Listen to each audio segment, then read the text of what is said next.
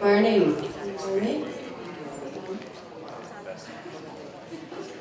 Well, this is exciting. We brought Carrie back again. Last year we had her in the little bar room giving a presentation, and everybody was trying to crowd in, so it looks like we're going to be more comfortable this year and learn a lot. So this is Carrie Buffalo, and she's a product design and development professional.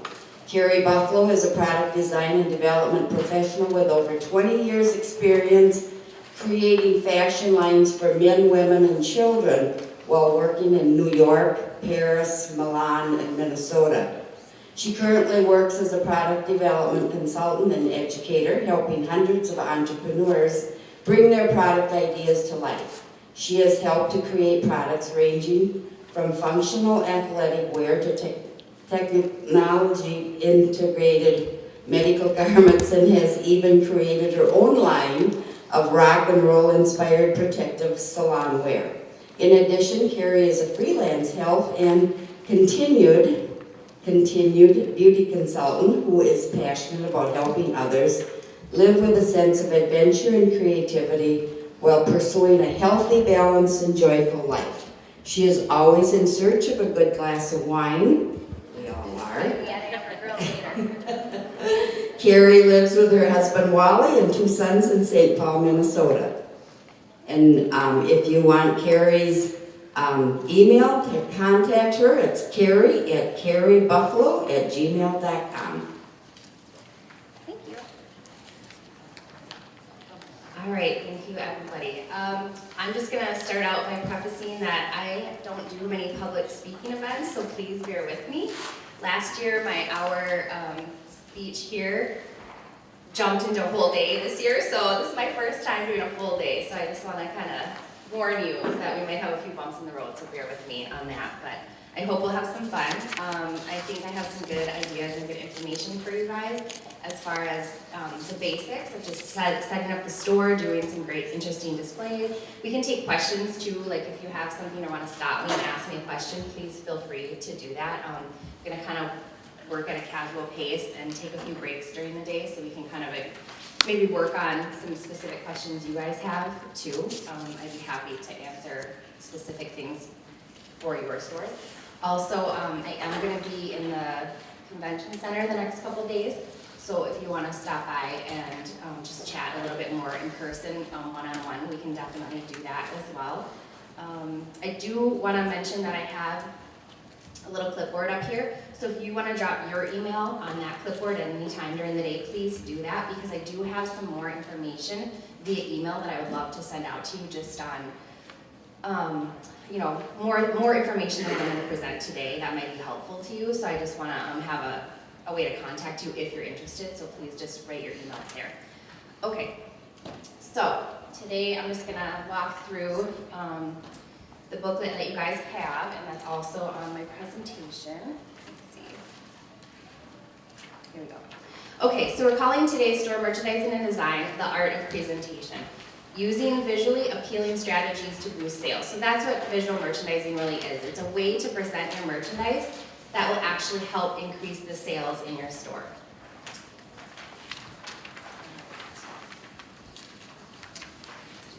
So I just wanted to give you a little bit more information about me. You already heard in the introduction, but I will just elaborate a little bit more on what my past is and what I have done. So I'm actually a product development professional. So what that means is I actually develop products like clothing lines, garments, things like that. But through that, I've worked with a ton of store owners to actually help them figure out how to display those products in their stores. And that's kind of how I got here today, is that I've been doing that with the retail side of it. So more in like shopping malls or small boutiques, things like that. And then we figured out that that could also translate to camp stores as well. So that's how I got here, was kind of working through the avenue of product development, helping store owners in the retail merchandising side, and then now I'm here today.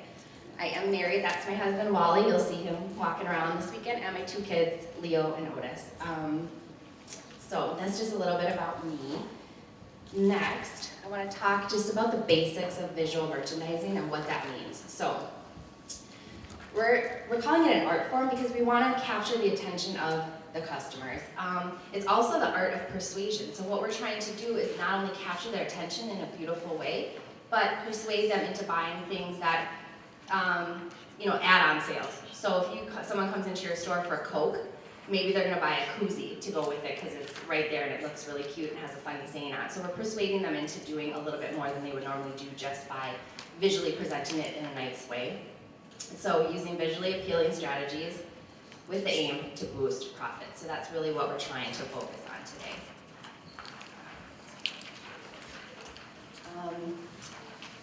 So visual merchandising is a practice that contributes to the sale of products, which I mentioned, and it's a display of products in a way that stimulates interest, entices the customers to make a purchase. So we're not just throwing things on a shelf in any which way, we're actually having a plan and a strategy to how we're doing that. And there are proven studies that will show different ways that you can merchandise your store actually improve the sales. One of those things, for example, is customers tend to walk to the right. And you probably have heard this, the grocery stores are laid out this way. And that's kind of what you want to focus on in your store as well. So when they turn to the right, we want them to see something really interesting and great, not just, I don't know, a garbage can or something not interesting. You want to think about those things because that's actually going to help get them in the store and keep their flow of traffic and their eye moving and spending more time in your store. The more time that they spend, the more likely they are to make purchases. So stimulating customers to spend more. I do want to talk a little bit about the picture that's on this page. This is actually this is Champions Campground. I worked with them last year to redo their store and do their displays. And this was one thing that we found really interesting was we just grabbed a bunch of crates, which are really easy, and they're modular and you can move them all around. We built a ton of displays using crates like that. You can stack them, you can make them into shelves, you can make them into towers, just any little thing. And they're really great for encompassing a lot of things. Just what you want to kind of do when you're merchandising product is you want to frame it. So you want to kind of think about it in a frame. So that's what we were doing here is we were building kind of a structure. And then we have t-shirts and bags and little knickknacks, and we're kind of framing them all with these crates. So just something to keep in mind as like a really interesting kind of low-cost prop that you can use, and it can kind of turn into shelving, a table, just stacked in different ways. So that's something that I found really helpful when we were doing that store. All right, so why? Why do you want to even care about visual merchandising? Why? Bottom line is to increase profits, right? But you want to create an appealing atmosphere in your store so that the customers feel like they're getting a rewarding experience. We want them to come in not only for necessity, which they're going to come in anyways because they need something, but we want to make them feel at home, we want to make them feel comfortable, we want to make it a happy, pleasurable experience so that they spend time and they actually feel like they're getting something back from the experience, not just the ice that they came in to buy. They're actually getting something that's meaningful to them, and a lot of that can just be through looking at some interesting things. I found, actually today when I walked in this room, I was really happy to see all the little things that they have on display here for the auction. I thought, oh, that kind of it makes the room a little bit more fun to be in, right? So that's kind of the same environment that we want to create in the stores.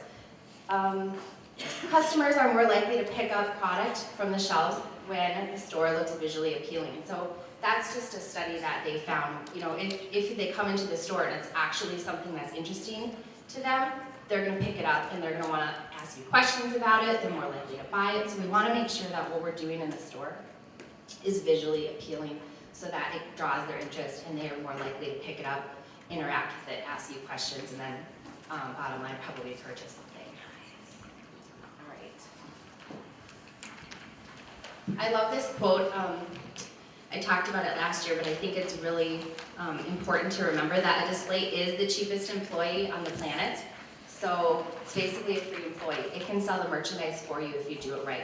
So that's a really important why to making great displays is it's like having a free employee. Having a great display that gives product information, that tells people something about the product, something how to use it, why they need it, anything like that. And the price, obviously they'll need to know that, but it can do all these things that you would normally pay a salesperson to do, but this display can do it for you. So if you're thinking that way, when you're actually building the displays, just think about that. Think about how the display is actually helping your customer want to buy this thing or tell them how they can use it, what they need it for. I think that's a really important thing to keep in mind. Okay. So what should we be doing when we're visual merchandising? We should be telling a story. I put story in all caps because that is a huge, huge thing to remember. You want to tell a story. You don't need to just, grocery store could be looked at in a couple of different ways. It could be just very utilitarian and laid out for, fruits are over here, vegetables are over here, whatever. But you've probably seen in the grocery store them even telling a story where they're displaying like, I don't know, fancy hot chocolate for Christmas and they're adding a little snowman cup by it or something like that. So even the smallest little things should be telling a story to your customer because that's what's giving them that appeal and that's what's keeping them in the store thinking, oh yeah, I could really use that, or maybe I could buy that as a gift for somebody. So think about that as well. It's not only a display being used as a salesperson, but it's also telling a story. And I think if you think about it like that, it's a lot easier to figure out how to place things on a shelf, where to place them in the store. Just think about telling that story. Again, the more time that they spend in the store, the more likely they are to purchase. So if we're telling a good story, we're keeping them interested, and then they're likely to purchase from you.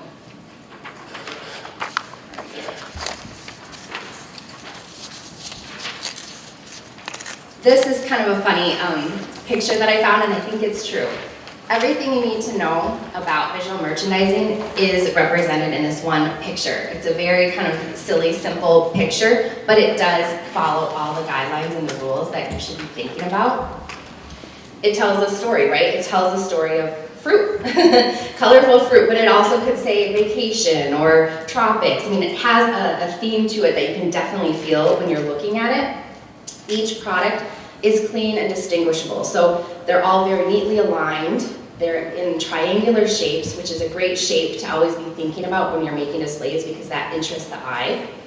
That's pyramid shapes, I guess. There's color contrast, so they have, you can see the red and the yellow, they're dispersed throughout the display. They're not all in one spot. They're kind of evenly dispersed, which is something you should think about when you're doing displays, is how the colors are laid out, because that can also very much keep the eye interested in the display. Yeah, there's good lighting, so that's something to think about as well in your stores. You could have a great display, but if it's in the dark or it's not easy to see, no one's going to be interested in it. So make sure that there is some good lighting when you're doing that. They also have everything kind of framed, so the pots are kind of all shades of blue and green. They're framing the fruit. The tablecloth is blue, so again, framing the fruit. We want to think about just kind of framing what we're doing visually for the customer, and it's convenient to shop, and again, it's neat and clean. So I think convenient and neat and clean are things that seem very small, but they really do help the customer enjoy the experience of shopping. I don't know if you've ever experienced this, but I have. I've gone into a Walmart in a certain place and it's just a disaster, a mess. I don't shop there. I walk out because I'm just confused and I don't like it. Go in the same Walmart in a different town, it's completely neat and organized, I spend my time there. So I don't know if that's ever happened to you, but those two things happen to me quite frequently. And I always think about, it's the same shop, they're both Walmart, they sell the same thing, but one of them is just so disorganized I can't find what I'm looking for, I don't like it. But I would prefer to go to the shop that's organized and neat. So that's just something that I think, it's a little thing that people don't think about, but it does make a big difference in the perception of a person shopping in your store and how much they're going to want to spend and stay in your store. So, let's see. Okay, so we've done the what and the why. We're going to do the how. So how are we going to figure out this visual merchandising thing? We're going to do it by understanding and implementing proven design principles with a plan. So I'm going to get a little bit more in depth with you guys on planning and design strategies. So I'm assuming that most of you didn't go to design school. I did. So we're going to just talk some basics about color principles and shapes and how to make these things look good. It seems simple once you know it, but sometimes you just have to take the time to think about, oh, okay, I could do it that way, and that would make it look a little bit better, or be a little bit more appealing for the customer. So we are going to go in depth a little bit about design principles with you today. Again, successful shops tell great stories. So I can't say that enough. Always think about telling a story.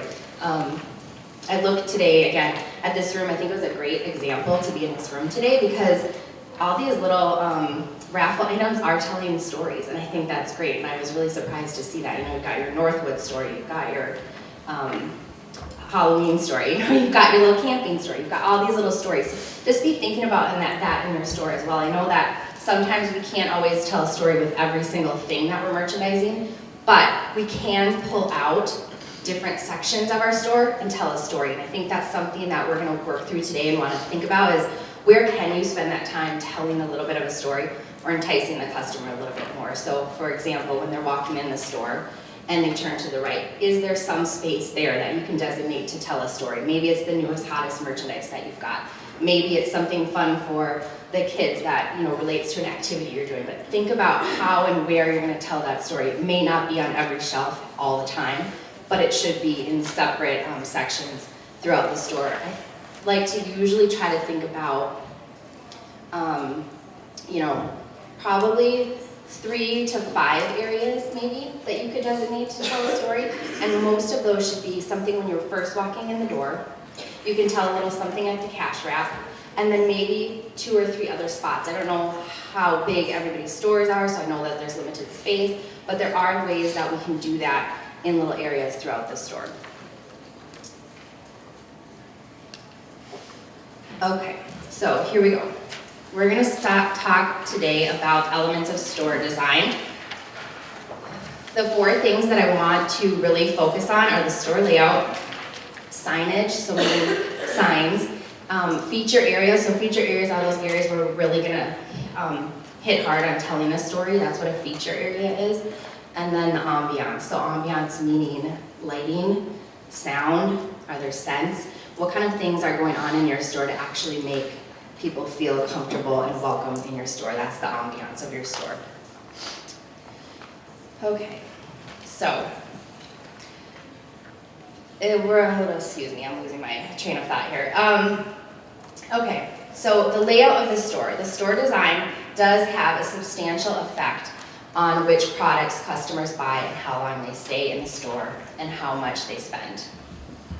We want to offer the customers entertaining and enjoyable experience. What they see is affected by the store layout. So thinking about that, when someone comes in your store, it's a first impression. So what can they see? How much can they see when they first get in your store? This is something that I've found a little bit challenging just in terms of space. But if at all possible, when you walk in the store, you want to be able to, at kind of a glance, have your customers be able to see as much as possible. So we want to think about using height. We want to think about kind of clearing walkways and making sure that things are orderly and visible, and maybe a color story can help kind of direct their eye, make sure there's lighting. But if they're walking in the store and they're really kind of not seeing everything or not understanding, they're gonna miss a ton of stuff that you can offer to them just because they can't see it, and they're gonna walk in and say, oh, I need a bag of ice, here it is, bye, and they're out. So we wanna also think about that, we wanna show them all we have. So you wanna have some maybe signs hanging from the ceiling, maybe being able to have higher things in the back of the store, lower things in the front of the store, so that it really creates that visual eyesight where they can just take at a glance. Look at all the stuff they have, and of course if they have kids with them or something, maybe the toys are in the back. That forces them to walk to the back with the kids, check out the toys, and on the way they see, oh, she's got these really cute bags, or this really cute mug that I like, whatever those things are, but we want to make sure that they can see all that kind of at a glance when they come in the store. Let's see. We do want to make sure that the layout is done in a manner that motivates multiple sales, or unplanned sales. So that's kind of what I mentioned before, is that when you're doing your displays, you're telling your stories, think about what else the person would need when they're buying that one particular merchandise. So for example, here, I did a little display for you on the table. You know, my display kind of started out thinking, okay, I was gonna do summer colors, and to me this sounded like a little bit of a picnic. So I thought about a picnic, and I had, you know, a napkin for my picnic, and I thought, oh, I could use some lemonade, and what do I need with my lemonade? I need some glasses. And I'm gonna be out in the hot sun, and my lips might get chapped, so I threw a little chapstick in there. So just kind of telling those little stories and kind of cross-merchandising different things that might go together. So if you are doing a display of coolers, it might be a good idea to set a couple stacks of beer by the cooler, or koozies, or all these things that might kind of interact together in the same function with whatever it is that you're putting on display. Does that make sense? Okay. All right, so this is one of the first things that I think you should spend time on when you're working on your store and trying to kind of figure out what to do where. A store layout, mapping or space planning. It seems maybe like, I think people kind of skip over this because they just start putting stuff in places, but we really want to spend a little bit more time backing that up and thinking about, what space do I have, where can I put things, how can I lay them out. I know that some of the stores that I've been in, there are certain things that you just can't move. You can't move the ice cream cooler because it's got to be on a certain wall with a certain plug-in. That might be something you have to work around, and that's fine. But think about all the rest of the store and how you want to lay that out. And like what we talked about, think about the customer. If they're walking in, how are they going to see everything you have? Are they going to turn to the right? What is the first thing they're going to see? And then kind of spend some time just figuring out, okay, if I have a window, am I going to use that window for display? Or am I going to put a shelf under it and use that as a special feature area? What am I going to do with all this space that I have? And when you're thinking about space, we're not just talking about floor space, we're talking about window space. We're talking about ceiling space, just how much space do you actually have? I think that gets forgotten a lot of times, is that you can go up with things. You don't just have to go, with the things that you have on the floor. We can build things up, we can hang things from the ceiling, we can use your windows as a display to the outside or even the inside. We can use your door as a display. All these things can be used and should be planned for. When you're planning, you gotta think about your categories. So I don't know what everybody sells, but if you sell toys, where is that gonna go? If you sell groceries, where is that gonna go? So figuring out and what makes the most sense for those things. So you wanna kind of map out where these things are gonna go and how much space is gonna be dedicated to each section of your store. All right. The location of the merchandise can help people navigate through the store. So we talked about this a little bit. We're gonna navigate them probably most likely from the right and around to the left, and then that's why they usually have the cash wrap on the left, so you're kind of following that space plan. It doesn't always have to be that way, and it might not work for you, but that is kind of a general rule of thumb. One thing that I found really important is when customers walk into your store, they do need a decompression zone, so we don't want to bombard them 6 feet into the door with a whole bunch of stuff. We want to give them a little bit of space to walk in, to kind of settle and look around. So you do want to keep a feature area in the front of your store. You just don't want it to be the second they walk in. You do want to give them just a little bit of space to kind of just adjust, I guess, to the ambiance and the way that your store is laid out. Okay. So customers do browse and shop to the right when they enter a store. They do need a little bit of personal space and they don't like to be crowded.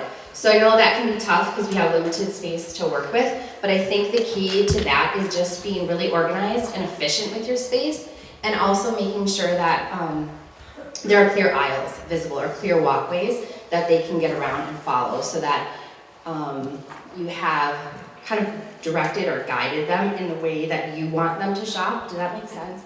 Give them some aisles, give them some kind of a map, if you will, of which direction they should go, and it should kind of flow with your merchandise. So what I have found very interesting is, I would say the upfront, probably you want to impress them right away when they walk in. So you want to have some things that are very visual in the front that give them a clear indication of what you have to offer for them and telling them a great story, but then keeping a little bit more of kind of the necessities a little bit behind that, so that they're not just walking in, grabbing the candy bar or the quick thing they came in to get and then leaving, that you're actually telling them a little bit of a story, and then they're eventually going to make their way back to where the ice is or the candy bars or whatever the necessity things are.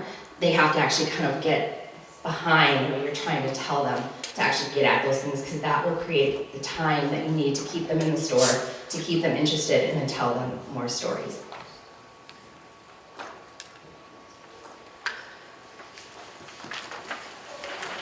So this is a little bit more about what we talked about. So The front left of the store is generally a good place to keep the checkout counter if that's at all possible. And then put bestsellers in the back of the store. So if you have something that you really know is in high demand and that people are interested in, push it farther back so that they have to work to get it. But you also want to make sure that it's visible, right? You don't want to hide it so they know that you have it. So that's where signs, I think, can be important, or making tall displays in the back so that they can actually see, oh, that's what I came in for. And they know that it's there. So we don't want to hide it, but we do want to make them walk through your store a little bit to get at those bestsellers. All right, place low-cost impulse items near the checkout. So hopefully you're doing this already, but if you're not, make sure that the checkout counter does have simple little items like candy bars, maybe some sunglasses, little toys, little things like that that people do want to purchase and they kind of just do at the last second at the cash register. I think the other thing that I would like to say about that is those things, those little things can also tell a story if they're done the right way. So sometimes when you have a lot of little things that you're working with, putting them in baskets or some kind of container could make them look a little bit more pleasing to the eye and keep them contained, but also visible to the customer and easily accessible. But we don't really always have to have them just kind of scattered about. They can also tell a story and they can also be merchandised just as well as any other part of the store. All right, so this is the picture on this page is an example of a power wall. It's kind of a funny term, but basically what they're showing you is that that's a whole display. It's doing everything we want it to do. It's telling a story. It's neatly organized. It's merchandised properly, and it's just a wall. You can easily change this out, so I'm sure you have plenty of wall space in your store, and you should be making sure that we're using that wall space to tell a story. That could be behind a cash register and taking up very little space. We don't know that, but just think about that and think about in your stores, where do you have wall space that you could use to actually tell that story so it doesn't have to take up a lot of floor space. The wall can be just as visually powerful and tell a great story, and it's easy to change out. They're using a couple shelves and a couple hooks, which you can easily just change out what's on there seasonally, or if you're trying to promote a certain item at a certain time of year, that would be a great way to do it, is on this kind of a wall situation.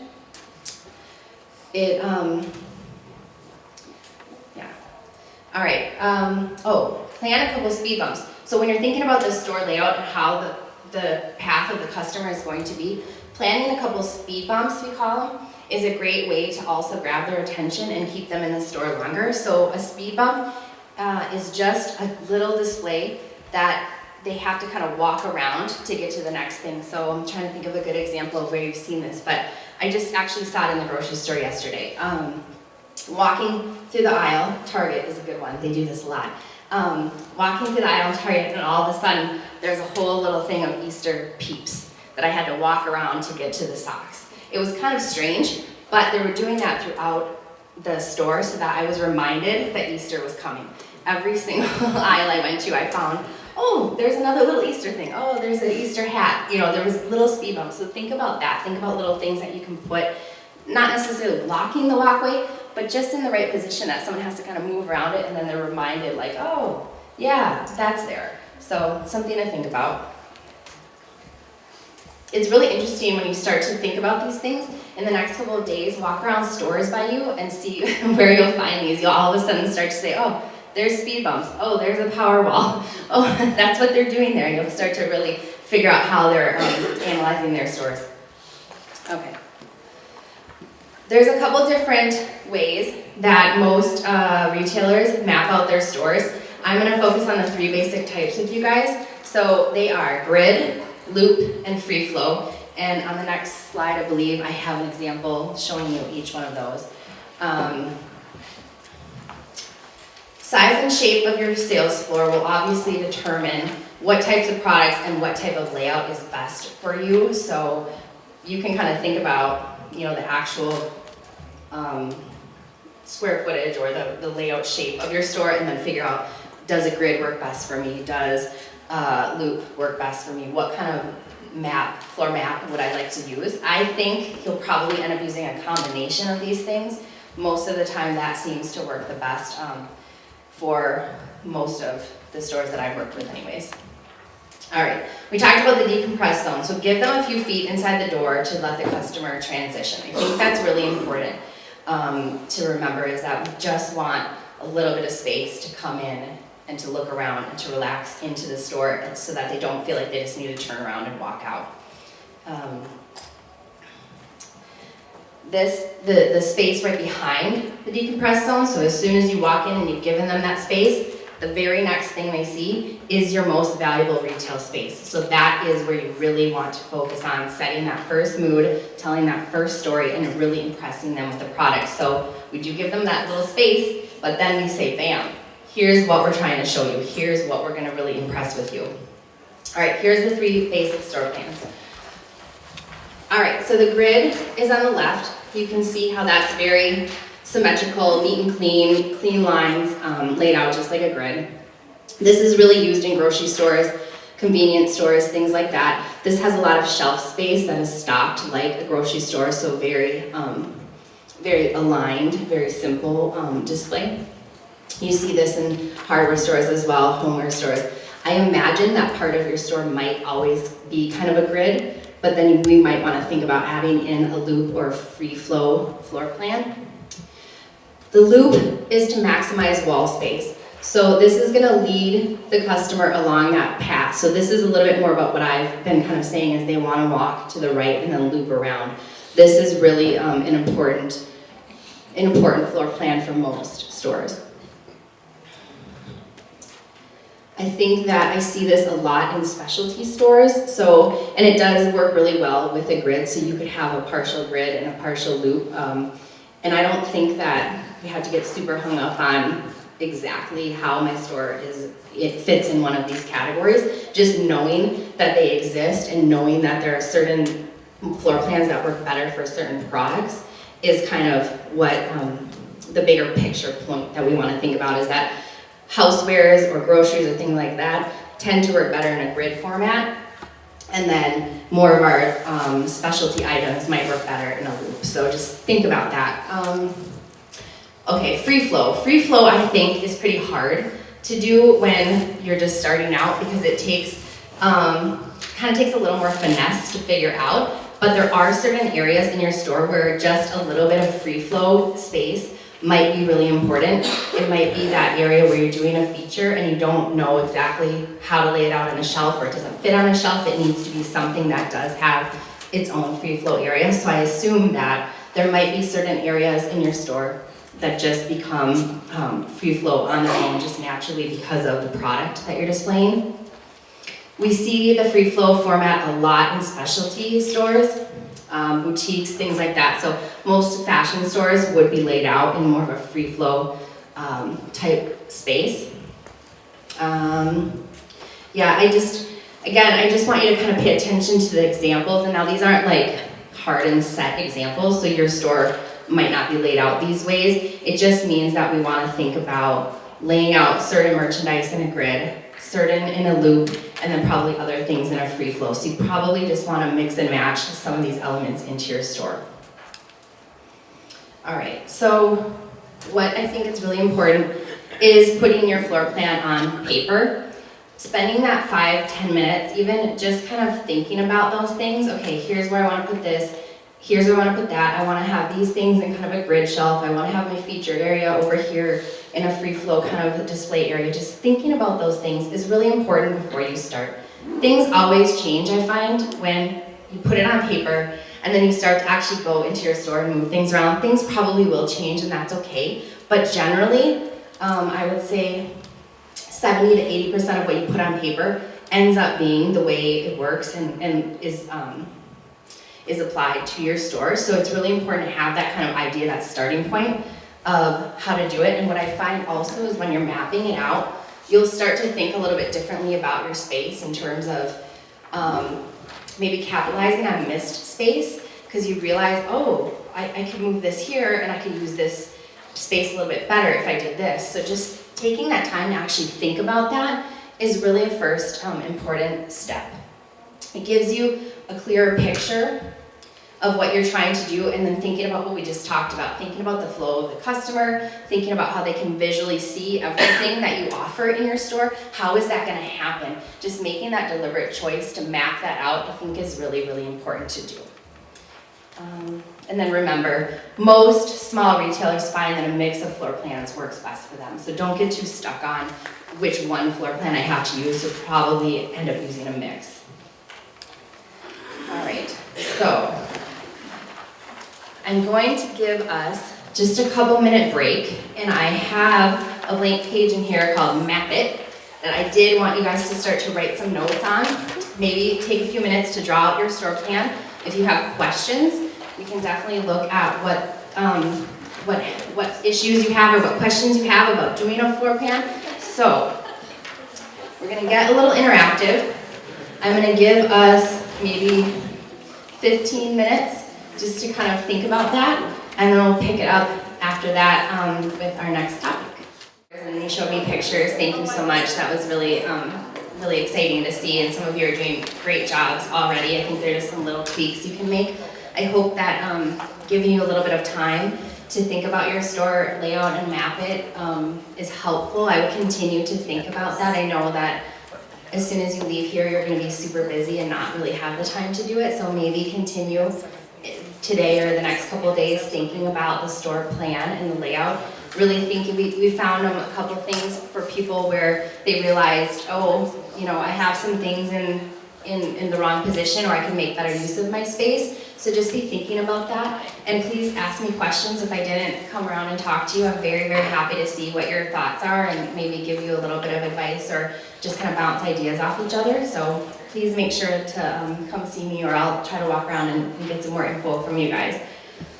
Okay, so once you have a plan and lay it out, test it. Don't be afraid to move it if something isn't working. I mean, this is just a rough idea right now that we're working on. So obviously when you get in your store and you start moving things around, if it doesn't work, rework it. I think that's a key for any visual merchandising, not just laying out the map and the fixtures, but even just the merchandise itself. Trying and retrying is kind of the key to getting it right. Don't think you're just gonna plop some stuff on a shelf and it's gonna look perfect the first time. You are gonna have to zhuzh it a little bit or kind of move it around and try it and try again. So just plan that into your process to make sure that you have a little bit of time to try it and move it if it doesn't work, or if you find a better way of doing it. I think that these things are gonna evolve over time too. So you're gonna lay out your store maybe for this season, and next season realize, oh, that didn't work so well, I'm gonna move it and change it. So just continually thinking about changing and kind of reinventing things that aren't working for you is just part of the game. So don't think it has to be perfect the first time.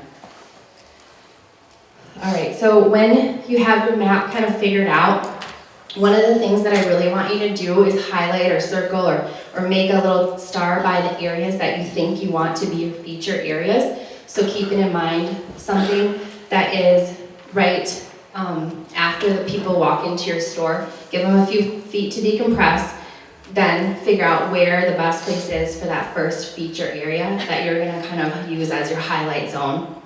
Then figure out, scattered throughout your store, where are a couple other areas that you could make highlight or feature areas, and just kind of mark them on that map you made so you have a plan in your mind. I would say one thing to think about too is you can have feature areas for maybe every category that you sell. So you could have a feature food area, you could have a feature t-shirt area, you could have a feature, whatever area. So they could be kind of planned by whatever merchandise categories you have. That could be an easy way to figure that out.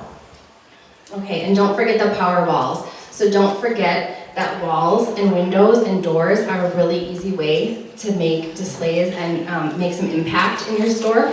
You might have some wall space that you could really reassign or organize in a way that it becomes a feature or a power wall. It doesn't have to just be utilitarian merchandising. It can actually be a very beautiful picture on a wall. All right, so think about also in your map, when you're laying things out and thinking about where departments go, think about category adjacency, so cross-selling. So, placing coolers by beverages, putting maybe skewers or barbecue tools buy the barbecue food or buy other things like that, putting towels, buy swim things. So think about how these things are going to flow together and how can you kind of cross merchandise so that you'll pick up those extra sales.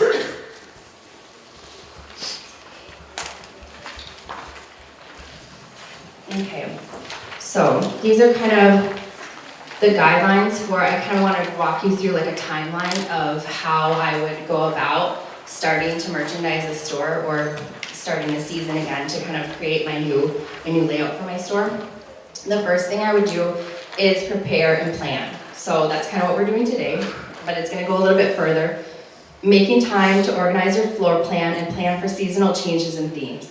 So part of what is going to entice your customer, make them come back to your store, is if things change a little bit. So you seasonally, if there's a holiday coming, if there's a special event you're doing, I don't know what the things are that make the most sense for you, but plan out during your season a couple of specific times and dates where you're going to change things up. I don't mean change the whole store, I just mean change a display in the front, change a display that relates to a food category of something that's coming up. Just make those plans right now so you can have a clear laid out plan for your season. And then if you have staff or people helping you, you're going to want to distribute that information to them. Okay, on such and such a date, we're going to do excuse me, I'm losing my train of thought, but we're going to do a rearrangement of this feature area for this certain event. Here's what we're going to do. So just make sure to have that plan in place. It makes it a lot easier to actually follow through and to get things done if you have a specific plan in place. Sometimes we just kind of leave and go about our business and then we realize, oh, I totally missed that, or I didn't think about Valentine's Day was coming up. I could have done a certain theme for that or whatever. So think about those things, because changing it up like that and making your store interesting at different times of year for different occasions is what's going to keep the customer interested and coming back. And so even if you have regulars or people that are in your store all the time, they're going to see something new. They're going to get a different, they're going to get a different enjoyment out of coming to your store. They're going to experience something different. Just by you doing those little tweaks and changing those little things, you're going to keep them coming back and keep them excited about your store. So make sure to plan those things in. Okay, so the other thing is gathering supplies. I think it's really important when you're going to be serious about making your store be visually appealing to have a toolbox. So a toolbox for a visual merchandiser is a little bit different than a regular toolbox. It just means having all the supplies you need in one space dedicated for your use. So, for example, and I have a list coming up for you guys, and you can add to it and change it for whatever you think you need. But the toolbox for you would be a ladder, because you're going to need to get up and down. It would be maybe a hammer and nails for hanging signs. It would be fishing line if you're hanging things from the ceiling. It's going to be tape. It's maybe going to be, Zip ties. Yeah, zip ties, exactly. You got it. So there's a lot of things, but just make sure that you have a dedicated toolbox for these things so that it makes it really easy if you're doing these regular change outs of your feature areas or certain display areas. You just have that one area or that one box that you go to, you pull out, and everything is there. You don't have to run around saying, where are my zip ties? They're in your toolbox. Have that organized toolbox ready and prepared for you. That's going to make it so much easier for you to actually execute a plan and make some great displays that change up over time. Okay. Another thing that could be in your toolbox, and we'll talk about this a little later too, but props.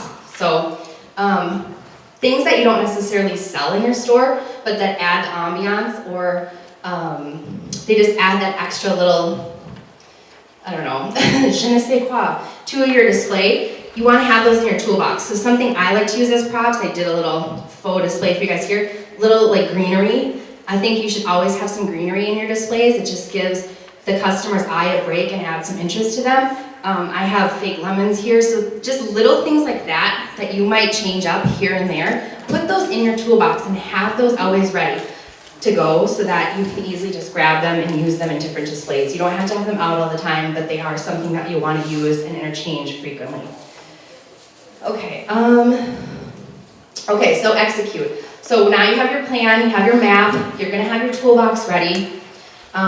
You wanna execute your displays. This takes time. So, I don't know your schedules, I know everybody's super busy, but try to think about what time can you actually dedicate to doing this. Try to give yourself time to actually say, hey, I'm gonna move these displays around, I'm gonna play with things. Like I said, it's not gonna be perfect on the first time, so it actually is gonna take you a little bit of back and forth to move things, walk through, see if it makes sense. That doesn't make sense, I'm gonna move it, I'm gonna try again. So give yourself adequate time to do this. Don't think it's just gonna be perfect the first time you do it.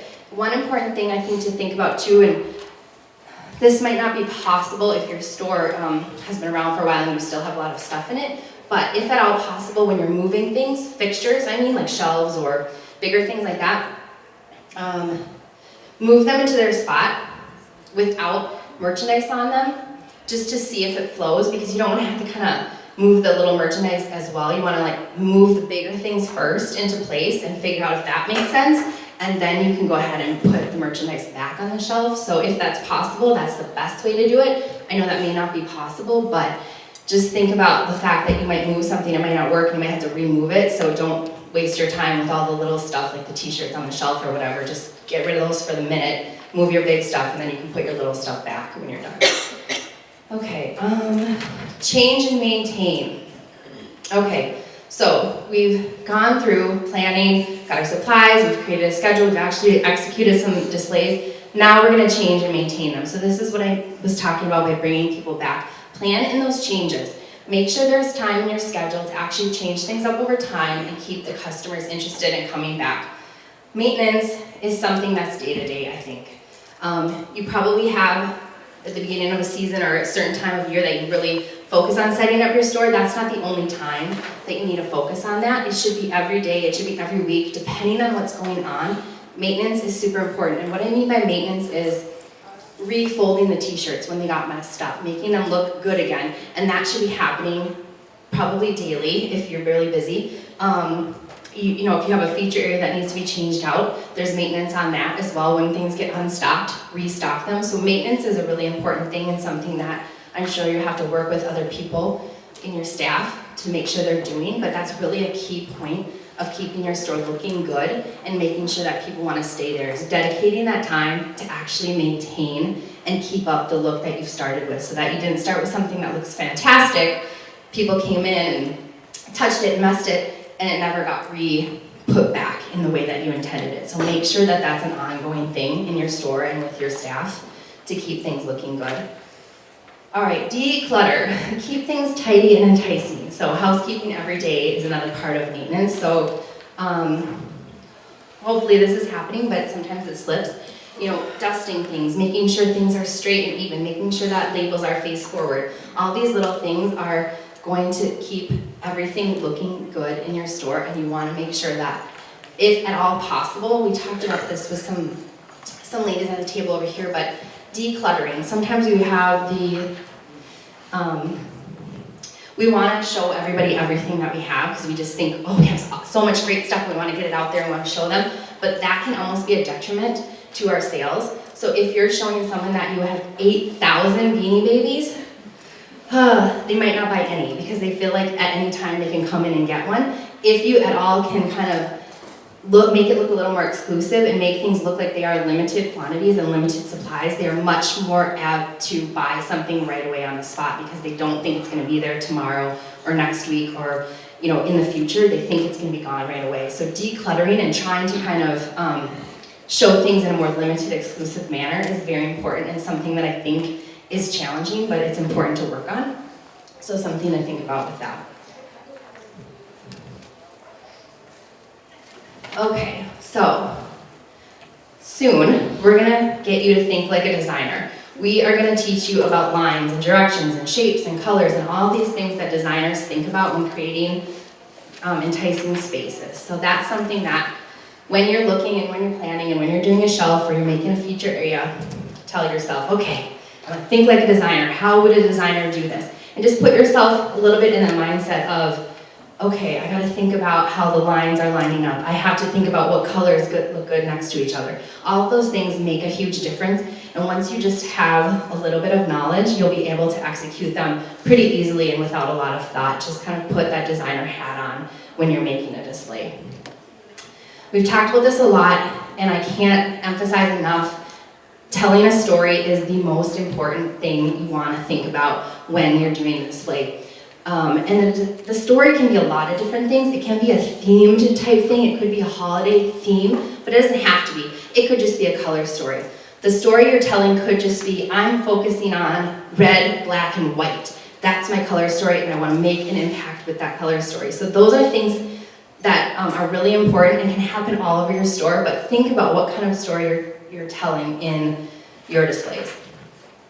All right, we talked about the hot zone. The hot zone is right after the decompress zone. So you walk in the store, you have space to decompress. The next thing you see is the hot zone. So this is the area just inside your door where it's the first thing the customer sees. It's crucial so that they will get a feeling for what you're going for. It might be something that's your best-selling, your hot new product, something you really want to focus on, but it definitely has to tell a story, and it has to be right in their face when they walk in. That's what's going to get their attention and keep them in the store. So the hot zone, think about where that's going to go and make a plan for that. Ambiance is really important in your store. So think about how you can infiltrate your store with a little bit of ambiance. Candles may not be a realistic thing, but they might be something that you sell, and they might be something that you want to sprinkle in your displays to give an ambiance of, a romance or a nicely lit thing, even if the candle's not lit, even if it's just there for the feeling. That makes a really big statement in a display. Music, you could be playing some music in your store. I think lighting is probably the biggest thing that you could do to create ambiance in your store. Think about ways that you can add lighting to your store. I know that most of you probably have some overhead lighting, but is there a way you could do some lamps? Possibly. That creates a great ambiance in your store. Is there a way you could put some can lights that go up from the ground and focus spotlights onto certain merchandise? There's different ways that you can use lighting. String lighting, like Christmas string lights, you could use those in some displays. Different things like that I think really add to the ambiance, and they're easy to do. So just be thinking about that. Props. I think props are another way to add ambiance to your store. So what I mean by a prop is a plant. A little thing that just maybe isn't for sale, but it just helps give that ambiance to the display. So it could be that you add a bicycle. I've seen a bicycle used in a store display, and then they've draped some merchandise in a basket on the front of the bicycle. But that's a prop that's giving kind of a feeling or telling a story to the customer without doing much. So think about what those props are. Props could also be little things like baskets. They could be a ladder. They could be sticks that are painted in a certain way and you're using them to hang the merchandise versus a traditional rack. So all kinds of different props are things that you want to be thinking about, and you want to kind of gather throughout the year so that you can use them and interchange them in different displays at different times for whatever's appropriate. They just enhance the story that you're trying to tell, and I think they really add that extra bit of oomph that customer wants to see and keeps them interested in the display. All right, so explore. I think this is a really important thing to think about. Go out and about. Start taking pictures at your favorite stores. Go online, look at some other stores, get some inspiration. Exploring and continually to look at other things that people are doing is really gonna help you to get in a mindset of, oh, I can do that too, or I can adjust my display a little bit to be more like that. So definitely keep that in your plan during the year to explore, going out and seeing. And now that we've talked about some of these things today, like I said, when you go to the grocery store and when you go to Target, you're gonna start to realize what they're doing, and you might take a picture of that, or you might say, oh, okay, I can do that. I was just in, I guess it was a grocery store, and I looked at their display of, what do you call it, like Tide detergents, and it was so funny to me because I realized when I was looking at the way they had laid them out, they were very specific about the way that they did their color story with the different bottles of detergent. There was some orange, there was some white, there was some yellow, there was some blue, and they had it very specifically laid out, and I thought, I never really realized that before. So just start thinking about that, because that just gave me the thought of, okay, if I was gonna display food or something differently, I also wanna pay attention to the color wrappers. I don't necessarily want all my yellow wrappers here and all my blue wrappers here. I do kind of want to intermix them to make it a little bit more interesting to the eye and to the customer. So you can play with a little bit of color even with the most basic things, and you're just going to find those things out by exploring and looking at other examples of the way people have set up their stores and their shelves.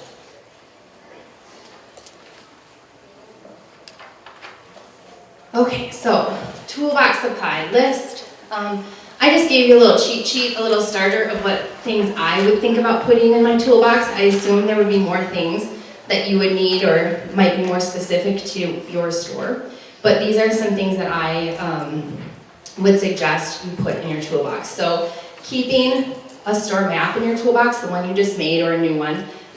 Maybe you want to get some grid paper and do it a little bit differently in the future, but that's something that I would always keep. And the reason I would keep it is just so you kind of have a record of what you did, what worked, what didn't work. And then it also helps if you're getting helpers from your store to work with you to easily communicate to them, here's what we're doing, here's how we're moving things, here's where things should go. So definitely keep that visual plan with you in your toolbox so that you have a directive to use and a history of what's worked and not worked. Fishing line, this is something I use all the time. Hang things from the ceiling using like little eye hooks or C hooks and fishing lines. So I always have that in my toolbox. It just comes in so handy for hanging all kinds of things. Dowels, so wooden sticks, because again, you can use those to hang different merchandise. You can use them to prop things up. You can use them to give shape to things that don't normally have shape. So I would always have a few different lengths of those in a toolbox. Scissors and a box cutter, obviously. Paper towel and cleaner. So it's really important and maybe sometimes overlooked if you're working on a new fixture to clean it. You always want the shelves to be dusted and cleaned before you start putting merchandise on them. So always, have that readily available in your toolbox so easily you can clean things before you start working. Cup hooks and S hooks. So again, I use those as I screw them into walls or ceilings or whatever just to hang things from. Let's see. Pencils and markers. So this is kind of obvious, but you want to take notes. You might need to mark a tag of some kind or a sign, so keep those handy. Rulers and tape measures, just so that you can evenly space things. I think it's always nice when you're doing things to kind of have some symmetry and equal spacing, so a ruler or tape measure comes in very handy there. Safety pins. There's all kinds of things that you're going to need to pin or attach. One thing that I use a lot is when I'm folding or when I'm hanging t-shirts or putting things on a mannequin per se, I want to pin them so that they fit nice. So you've probably seen this in department stores. That was probably my best example is they might have pulled a t-shirt very tight around the waist so that it looks very nice on the mannequin. So think about those things too when you're putting a t-shirt on a mannequin. You don't just put it on the mannequin, actually make it fit the mannequin very nicely, and you can do that by pinning it in place. Stickers and tape, depending on what you're doing, you just might need to tape something, indiscreetly so that it stays in place or something like that. So keep those in there. A staple gun for stapling things, a pliers, obviously. These are kind of just basic things that you're gonna need, rubber bands, glue gun. Glue gun can be interesting because I find that if you're making a display and you want something to be stacked or stay in a certain spot, give it a little dot of glue and it will stay, and it can help you create different lifts and levels that you would be worried about them falling or unbalanced at certain times. Just give it a little glue and then it will stay there. And a lot of times you can do that without even ruining the merchandise, or maybe it's just a prop that you're gluing, but that's something that I find comes in very handy. And a steamer, because if you're doing clothing or something like that, you don't want it wrinkled. You want to have it nice. At least the first one that people are seeing should be very flat and steamed, not wrinkled. And a camera. The camera I put on here because you should always be taking pictures of what you're doing so that you can reset the exact same way that you planned it to be, that you can show someone else through the picture, here's how it should look. If you're not the one doing it and you're handing it off to someone else, that picture can be worth 1,000 words and give a clear direction to people. The picture also can serve as a history for you, so you can see season after season, that's how we did it, that's what it looked like, or that didn't necessarily work, I'm going to change it. But keeping those visual picture histories are really going to help you in keeping displays going and keeping the idea that you had up to date as you're doing it and working with other people and as things are getting moved around during the season. Okay, so feature areas we've been talking a lot about, but this is the next thing that I really want to get into. So once you have your map of your store plan, you're really going to want to think about where are my key areas and what am I going to focus on in those key areas. The key areas are going to influence, grab attention, and could be at the entrance, the window, a freestanding or an end cap. They can also be at the cash wrap or on the walls. So there's many, many places that you can put a feature area, but just be cognizant of the fact that you want to have 3, 5, 7 of these somewhere distributed throughout your store so that, you know, I guess you want to have enough of them to keep the customer interested and walking through the store, right? If you do one feature area right when they come in the door, that's great. But it would be great if there was one behind that all of a sudden they see, oh, what's over there? I'm going to go look at that. Oh, what's over there? I'm going to go look at that. So you want to keep them moving. That's the point of the feature area. It's to create that ambiance and to keep them interested and moving from spot to spot in your store. All right, so also a feature area, so we just talked about can guide the customer through the store, and it helps strategically place impulse or demand merchandise. So whatever you find could be something that's highly in demand or something that you sell often, place some of those within your impulse areas or make a feature including those items as your feature area. It just increases the chance that they're going to shop your entire store, and when they shop your entire store, they're going to find 1, 2, 3, 4 things that they want to buy versus just the one thing that they came in for.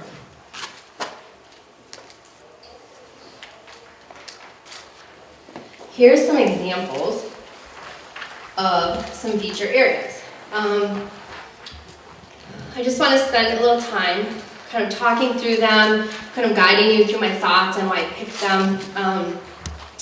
One of the reasons you can see they're super colorful, so they grab your attention right away. I really liked the fact that they seem happy. They show a great color story. They really have a good layout. You can see the one with the umbrella on the left is really, really emphasizing that pyramid layout that I'm going to talk about a lot today. It's from high to low, and it's also from back to front. Okay, so we're creating these pyramids of shape, and that's keeping the eye, it's giving a clear direction going from top to bottom, back to front, what to look at, and the colors are helping your eye move all the way around the display. So that's something to keep in mind when you're always working on a feature area, is how is that eye, the line of your eye going to move through that feature area. It's not just a whole bunch of flat things like this. It's very dynamic. It's up and down, it's back to front. They use a great prop, that umbrella, just kind of gives you that feeling of, oh, I'm going to the beach, I'm gonna grab a drink, I'm gonna relax in the sand. Whatever that is, it's just a simple little thing, but it's really powerful. So just that one umbrella made a big impact for me in that display. They're also using boxes or crates to kind of frame or gather in the merchandise. So I don't know if those are chips, I think they're chips, but they're organized in a really nice way. They're easy to grab, they're easily identified, but they're not just floating here or there, they're contained. And that container is also helping to tell the color story and set the mood for the theme that we're going for. So containers like that can really be super helpful in any type of display that you're going to do. So that's something that I would always kind of keep in my toolbox or in my supply area, is all these little crates like that. They also have mixed in some baskets down on the floor.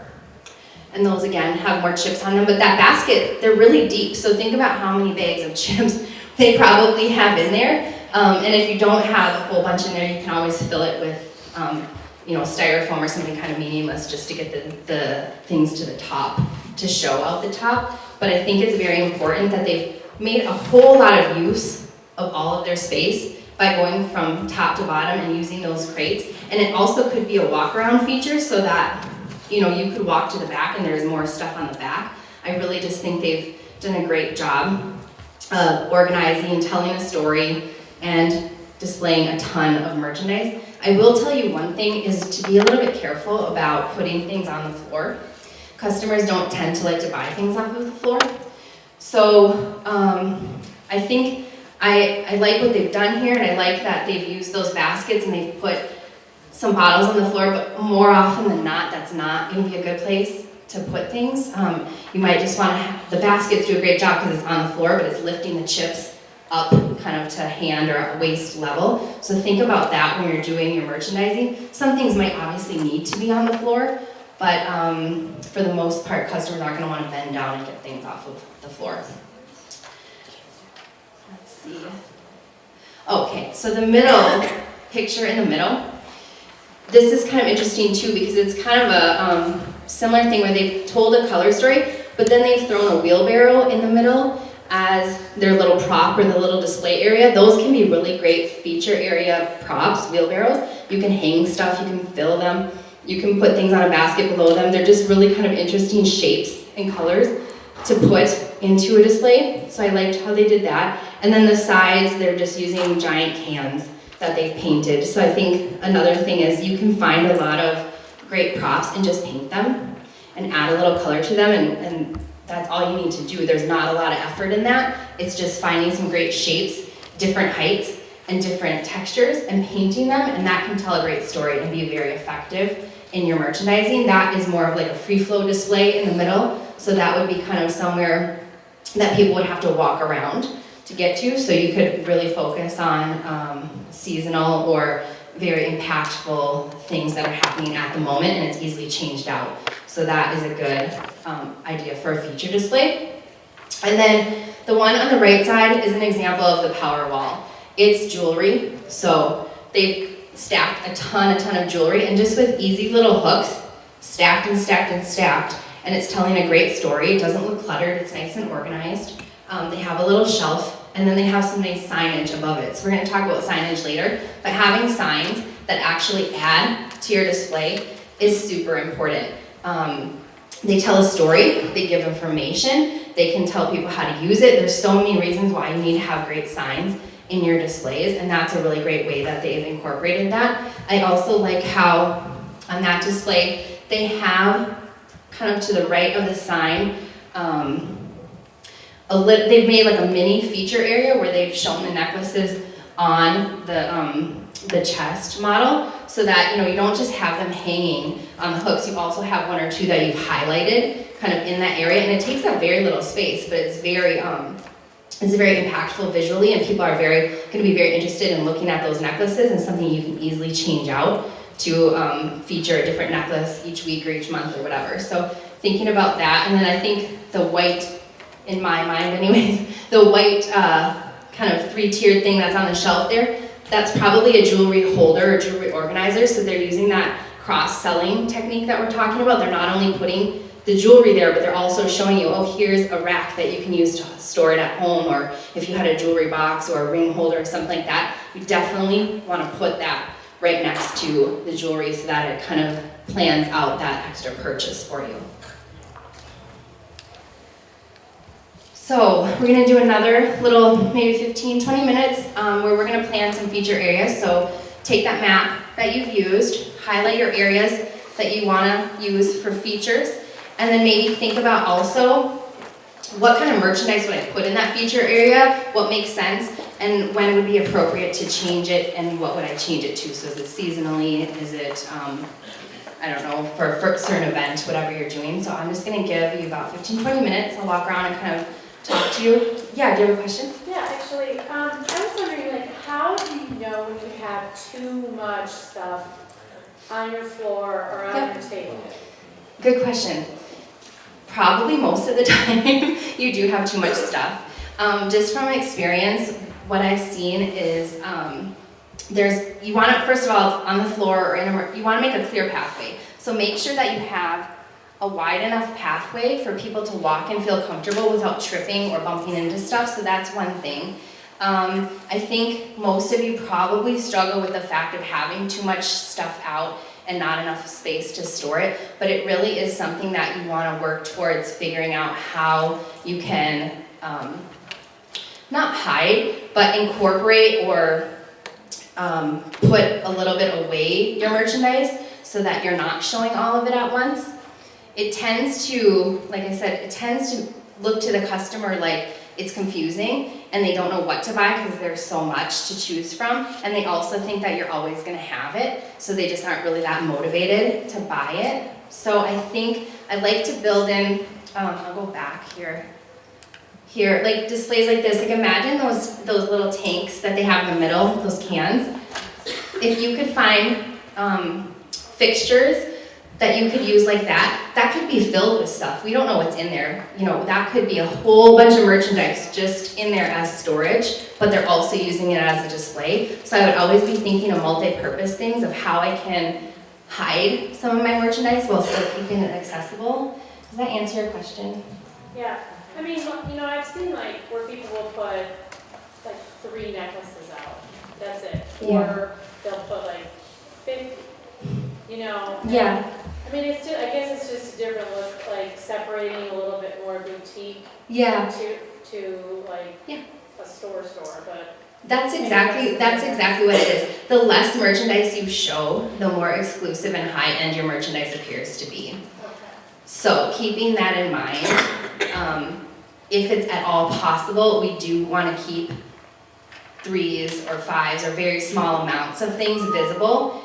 And then, you know, you might have your other stuff somewhere else stored, but that you can replenish it. I think that's really important to think about, is that the more merchandise you're showing the customer, the less value it has to them. Yes. However, I've been in some of those types of stores, and I get to feeling like really uncomfortable, because I think, Can you touch it? how do I Yeah. get out of here? Yeah. Without her. There's a balance. I mean, I think you're right. I totally understand that you could come up with an atmosphere of kind of being intimidated or not really wanting to feel Like, comfortable there. They can't afford inventory, or this place is Sure. not good, or. Yeah, it's a hard balance, but I think, I don't know, I think maybe, you know, I think you're making a great point in that we don't want to have it be like sparse.